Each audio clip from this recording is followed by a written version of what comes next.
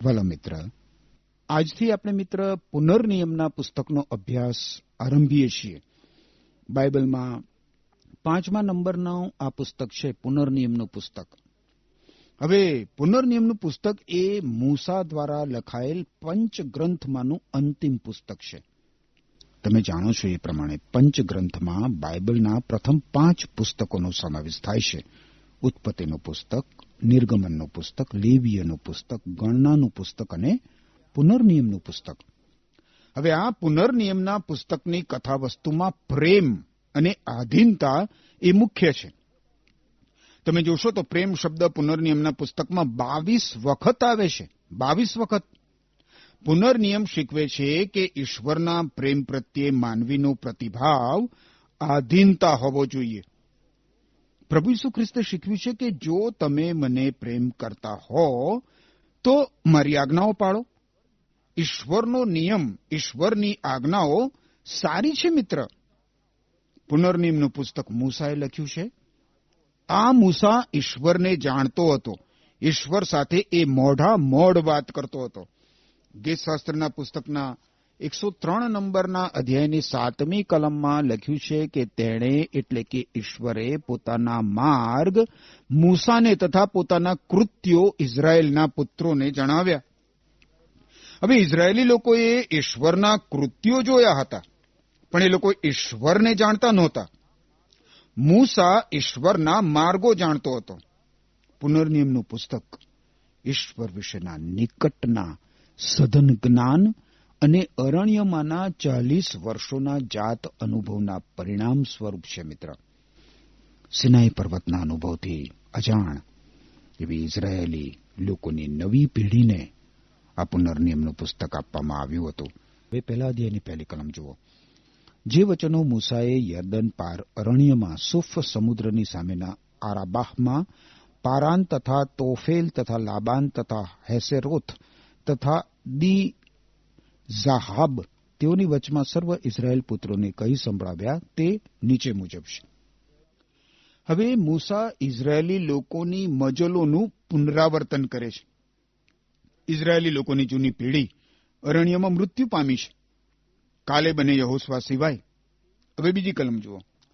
સેઈર પર્વતને માર્ગે હોરેબથી કાદેશ બાર્નિયા સુધીનું અંતર 11 દિવસની મજલ જેટલું છે. હવે આ જે સિનાઈ પર્વત છે હોરેબમાં છે, અને હોરેબથી વચનના દેશમાં પ્રવેશવાના સ્થળ કાદેશ બાર્નિયા પહોંચવા માટે 11 દિવસની મુસાફરી થાય. વચનના દેશમાં જવા માટે 11 દિવસને સ્થાને ઇઝરાયેલી પ્રજા ઈશ્વર પરના અવિશ્વાસને કારણે 40 વર્ષ મિત્ર મરુભૂમિમાં અરણ્યમાં ભટક્યા કરી. એમની મુસાફરી રઝળપાટમાં ફેરવાઈ ગઈ. જેમ ઇઝરાયેલી લોકો ઈશ્વર પાસેથી શીખવામાં ધીમા હતા ને મિત્ર, એ જ પ્રમાણે આપણે પણ ઈશ્વરના પવિત્ર વચનોમાંથી ઈશ્વર પાસેથી શીખવામાં ઘણા ધીમા હોઈએ છીએ. હવે તમે મારી સાથે સાથે મિત્ર 3 થી 8 કલમો જુઓ. પુનર્નિયમનું પુસ્તક પહેલો અધ્યાય 3 થી 8 કલમો. અને 40મા વર્ષના 11મા માસમાં તે માસને પહેલે દિવસે એમ થયું કે જે સર્વ આજ્ઞાઓ યહોવાએ ઇઝરાયેલ પુત્રોને સારું મૂસાને આપી હતી તે તેણે તેઓને કહી સંભળાવી. એટલે અમોરીયનો રાજા સિહોન જે હેશબોનમાં રહેતો હતો તે બાશાનનો રાજા ઓગ જે આશ્તારોથમાં એડ્રેઈ પાસે રહેતો હતો તેઓને તેણે મારી નાખ્યા. ત્યાર પછી યર્દન પાર મોવાબ દેશમાં મૂસાએ આ નિયમ પ્રગટ કરવાનો આરંભ કરીને કહ્યું કે યહોવા આપણા દેવે હોરેબ પર આપણને કહ્યું હતું કે તમને આ પર્વત પર રહેતા ઘણો જ વખત વીતી ગયો છે, તો તમે પાછા ફરો ને કૂચ કરીને અમોરિયના પહાડી મુલકમાં તથા તેની નજીકની સર્વ જગાઓમાં એટલે રાબાહમાં પહાડી પ્રદેશમાં અને નીચલા પ્રદેશમાં તથા નેગેબમાં તથા સમુદ્ર કાંઠે કનાનીઓના દેશમાં તથા લબાનોનમાં એટલે મોટી નદી ફ્રાત નદી સુધી જાઓ. જુઓ, તમારી આગળ મેં દેશ મૂક્યો છે, તો તેમાં પ્રવેશ કરો ને જે વિષય યહોવાએ તમારા પિતરોને આગળ એટલે ઇબ્રાહિમ, ઈસાક તથા યાકૂબની આગળ સોગંદ ખાધા કે હું તે તમને તથા તમારી પાછળ તમારા સંતાનોને તે આપીશ તેનું વતન સંપાદન કરો. આ ઇઝરાયેલી લોકોની અરણ્યમાંની રઝળપાટના અંતે મૂસા એમને ઈશ્વરની આજ્ઞાઓ કહી સંભળાવે છે. પ્રથમ તો મૂસાએ મૌખિક રીતે બધું કહ્યું અને પાછળથી બધું લખ્યું. ઈશ્વરે તેને આ બધા વચનો આપ્યા હતા. ઈશ્વરે આપ્યા હતા. હવે ઇઝરાયેલી પ્રજાની મુસાફરી અને તેઓનો ઇતિહાસ જણાવતા મૂસા તેઓને બહુ જ મોટી ભૂલ પ્રત્યે એ લોકોનું ધ્યાન ખેંચે છે. 9 થી 18 કલમો જુઓ. અને તે સમયે મેં તમને એમ કહ્યું હતું કે હું પોતે એકલો તમારો બોજ ઉપાડવાની શક્તિમાન નથી. યહોવા તમારા દેવે તમારો વિસ્તાર વધાર્યો છે. અને જુઓ, આજે તમારી સંખ્યા આકાશમાંના તારાઓના જેટલી છે. તમારા પિતૃઓનો દેવ યહોવા તેણે તમને આપેલા વચન પ્રમાણે તમે છો તે કરતા 1000 ગણા તમને વધારો ને તમને આશીર્વાદ દો. હું પંડે એકલો તમારો જુમ્મો ને તમારો બોજ તથા તમારા કજિયા શી રીતે ઉપાડી શકું? માટે તમે પોતપોતાના કુળોમાંથી જ્ઞાની તથા બુદ્ધિમાન તથા નામીચા પુરુષોને પસંદ કરો ને હું તેઓને તમારા અધિકારીઓ ઠરાવીશ. અને તમે મને ઉત્તર દીધો કે જે વાત તે કહી છે તે પ્રમાણે કરવું તે સારું છે. તેથી તમારા કુળોના મુખ્યો જેઓ બુદ્ધિમાન તથા નામીચા પુરુષો હતા તેઓને લઈને મેં તેઓની તમારા અધિકારીઓ ઠરાવ્યા. એટલે જેવા તમારા કુળો તે પ્રમાણે 1000 સરદારો તથા 100 સરદારો તથા 10 સરદારો તથા અમલદારો ઠરાવ્યા. અને તે વખતે મેં તમારા ન્યાયાધીશોની એવી ફરમાઈશ કરી હતી કે તમારા ભાઈઓ વચ્ચેના વાંધા સાંભળીને ભાઈ ભાઈની વચ્ચે તથા ભાઈની અને તેની સાથેના પરદેશી વચ્ચેની તમારે અદલ ન્યાય કરવો. ન્યાય કરતા તમારે આંખની શરમ રાખવી નહીં. નાના તથા મોટાનું સરખી રીતે સાંભળવું. માણસનું મોં જોઈને તમારે બીવું નહીં, કેમ કે ન્યાય કરવો એ તો દેવનું કામ છે. અને જે મુકદ્દમો તમને અઘરો પડે તે તમારે મારી પાસે લાવવો, એટલે તે હું સાંભળીશ. અને તમારે શું શું કરવું તે સર્વ વિશે મેં તમને તે વખતે આજ્ઞા કરી હતી. હવે આ બાબતનો પૂરો અહેવાલ નિર્ગમનના 18મા અધ્યાયમાં આપવામાં આવેલો છે. મિત્ર, મૂસા કંટાળી ગયો હતો, નાસીપાસ થઈ ગયો હતો, એ વખતે થાકી ગયો હતો. એ માનતો હતો કે એ એકલો જ ઇઝરાયેલી પ્રજાનો બોજ વહન કરતો હતો. ઈશ્વરે અધિપતિઓની નિમણૂક કરવા માટે એને પરવાનગી આપી, જેથી 70 આગેવાનોની સમિતિ અસ્તિત્વમાં આવી. મિત્ર, અને આ સમિતિ પાછળથી યહૂદીઓની ન્યાય સભા સેહાન્દ્રીન તરીકે જાણીતી થઈ, જેણે પાછળથી પ્રભુ ઈસુ ખ્રિસ્તને ક્રૂસે જડી દીધા. નાસીપાસ થયેલો મૂસા એ ભૂલી ગયો કે ઇઝરાયેલી પ્રજાનો બોજ તો ઈશ્વર વહન કરી રહ્યા હતા. ઈશ્વર. મૂસા ઈશ્વર દ્વારા નિયુક્ત થયેલો નેતા હતો. એને કોઈ સમિતિઓની જરૂર નહોતી. અને એ રીતે મૂસાએ ગંભીર ભૂલ કરી હતી. એની રજૂઆત તે અહીં કરે છે. યાદ રાખો મિત્ર, બહુ જ ઓછા લોકો પોતાની ભૂલ કબૂલ કરતા હોય છે, ખરું ને?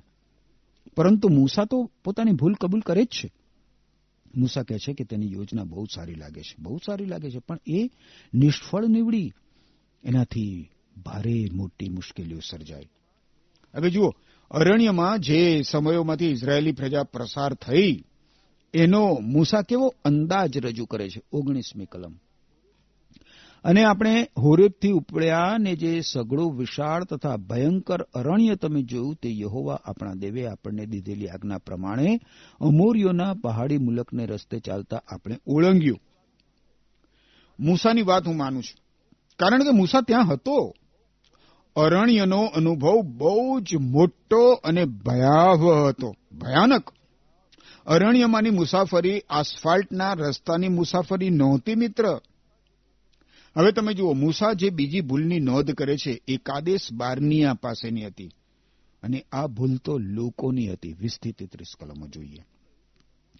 ત્યારે મેં તમને કહ્યું કે અમોરીઓનો જે પહાડી મુલક યહોવા આપણો દેવ આપણને આપવાનો છે તેમાં તમે આવી પહોંચ્યા છો. જુઓ, યહોવા તારા દેવે તે દેશ તારી આગળ મૂક્યો છે. માટે યહોવા તારા પિતૃઓના દેવે તને કહ્યું છે તે મુજબ આગળ વધીને તે સર કર. બીશ નહીં ને ગભરાઈશ પણ નહીં. અને તમારામાંના પ્રત્યેકે મારી પાસે આવીને કહ્યું કે આપણે માણસો મોકલીએ, એ સારું કે તેઓ આપણે વાસ્તે દેશની બાતમી કાઢે અને આપણે કઈ રસ્તે આગળ જવું અને ક્યાં ક્યાં નગરો આપણા રસ્તામાં આવશે તે વિશે તેઓ પાછા આવીને આપણને ખબર આપે. અને એ સૂચના મને ઘણી સારી લાગી. અને મેં દરેક કુળમાંથી એક માણસ, એટલે તમારામાંથી 12 માણસો લીધા. અને તેઓ પાછા ફરીને પર્વત પર ચડ્યા અને એશ્કોલની ખીણમાં જઈને તેની જાસૂસી કરી. અને તેઓ તે દેશના ફળ સાથે લઈને આપણી પાસે આવ્યા. અને તેઓએ એવી ખબર આપી કે જે દેશ યહોવા આપણો દેવ આપણને આપવાનો છે તે સારો દેશ છે. તો પણ તમે ત્યાં જવા નહીં ચાહતા. યહોવા તમારા દેવની આજ્ઞાની વિરુદ્ધ બંડ કર્યું.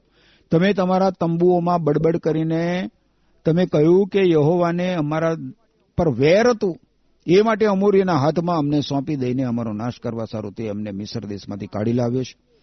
અમે આગળ ક્યાં જઈએ? એ લોકો આપણા કરતા કદાવર તથા ઊંચા છે. તે નગરો મોટા છે ને તેમના કોટ ગગન જેટલા ઊંચા છે. અને વળી ત્યાં અનાક પુત્રો પણ અમારા જોવામાં આવ્યા છે. એમ કહીને અમારા ભાઈઓએ અમારા ગાત્ર શિથિલ કરી નાખ્યા છે. ત્યારે મેં તેમને કહ્યું કે ડરો નહીં અને તેઓથી બીશો નહીં. યહોવા તમારો દેવ જે તમારી આગળ ચાલે છે તે તમારે સારું યુદ્ધ કરશે. મિસરમાં જે સગળા કૃત્યો તેણે તમારી આંખો આગળ કર્યા એ પ્રમાણે એ કરશે. તેમજ અરણ્યમાં પણ તમે જેમ જોયું કે તમે આ જગ્યાએ આવ્યા ત્યાં સુધી જે આખે રસ્તે તમે ચાલ્યા, તેમાં જેમ પિતા પોતાના પુત્રને કેડમાં તેડી લે ને, એમ યહોવા તારા દેવે તને કેડમાં તેડી લીધો છે. તે પ્રમાણે તો પણ આટલું બધું થયા છતાં તમે યહોવા તમારા દેવનો ભરોસો કર્યો નહીં. જો કે રસ્તે તમારે વાસ્તે તંબુઓ તાણવાની જગા શોધી કાઢવાની તથા તમારે કઈ રસ્તે જવું તે બતાવવાને રાત્રે અગ્નિ રૂપે ને દિવસે મેઘ રૂપે તે તમારી આગળ ચાલતો હતો, તો પણ લોકોએ વચનના દેશની જાસૂસી કરવા એક સમિતિની રચના કરી નાખી. તમે જોયું ને, સાંભળ્યું ને?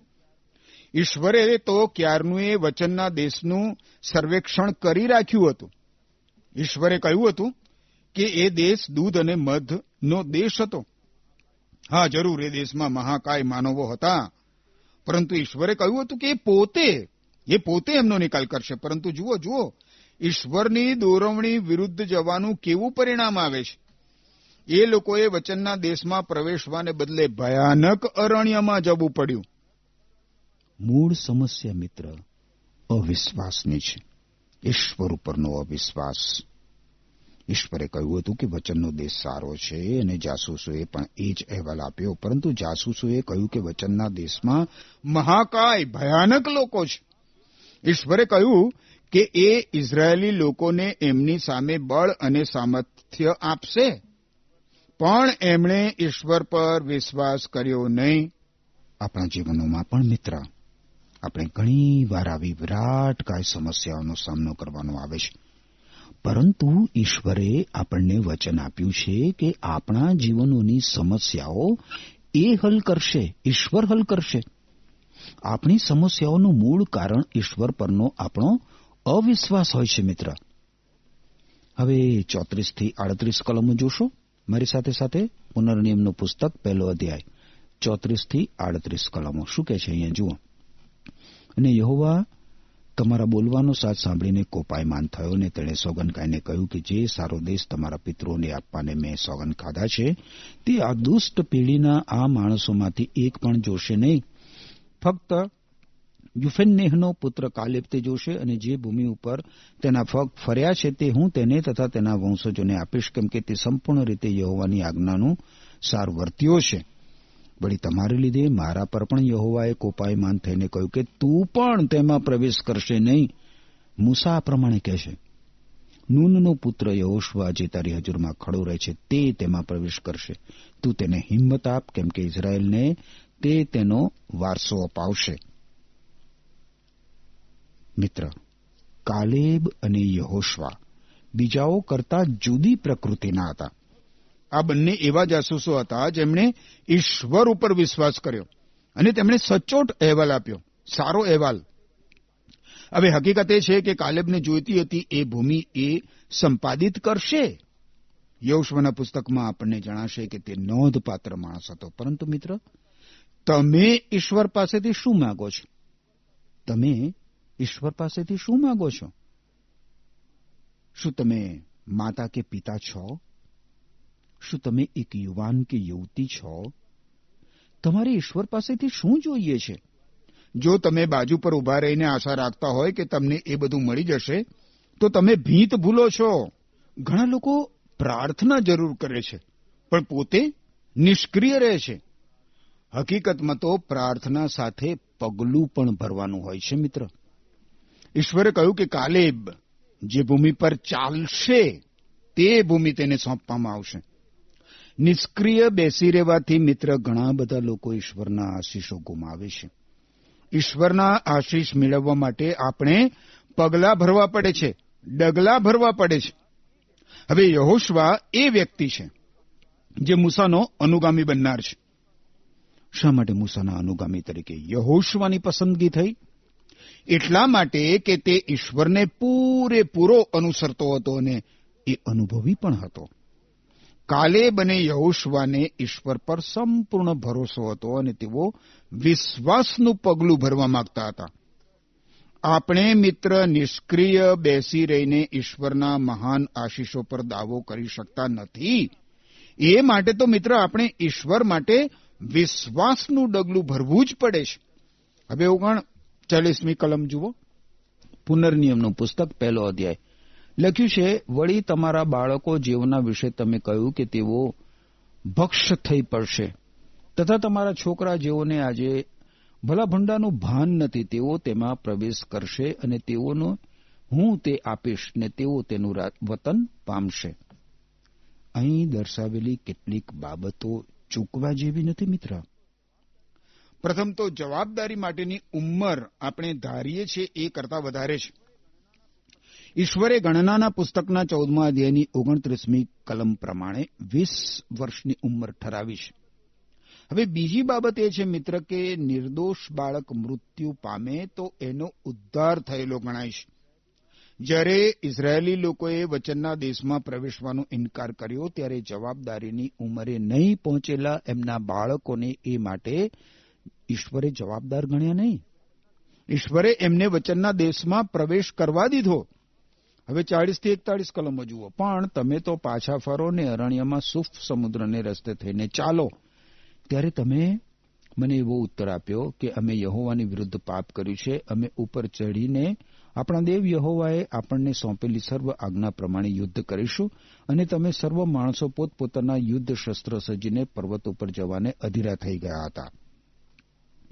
ઈશ્વરની આજ્ઞા અનુસાર કાદેશ બાર્નિયા આગળ જ્યારે ઇઝરાયેલી લોકોએ વચનના દેશમાં જવાનો ઇનકાર કર્યો ત્યારે એ લોકો ભારે ગૂંચવણમાં પડી ગયા. જો એ લોકો પાછા વળે તો એમને સામે ભયાનક અરણ્ય હતું. એમણે પાપ કર્યું છે એનું ભાન થતા અને તેમની પાછળ ખતરનાક અરણ્ય પડ્યું છે એ જોતા ગમે તેમ કરીને હવે તો આગળ વધીને તેમણે વચનના દેશમાં પ્રવેશવાનો નિર્ણય કરી નાખ્યો. 42મી કલમ જુઓ. શું કહે છે 42મી કલમ? અને યહોવાએ મારી પાસે તમને કહેવડાવ્યું કે ઉપર જશો નહીં, તેમ યુદ્ધ પણ કરશો નહીં, રખીને તમે તમારા શત્રુઓની આગળ હાર ખાઓ, કેમ કે હું તમારી મધ્યે નથી. ઈશ્વર આ પ્રમાણે ઇઝરાયેલી પ્રજાને કહ્યું હતું. આ પ્રકારનું યુદ્ધ નિરર્થક છે મિત્ર, કારણ કે ઇઝરાયેલી લોકો ઈશ્વરની ઈચ્છાને અનુસરતા નહોતા. ઈશ્વરની ઈચ્છાની વિરુદ્ધ જતા હતા એ લોકો.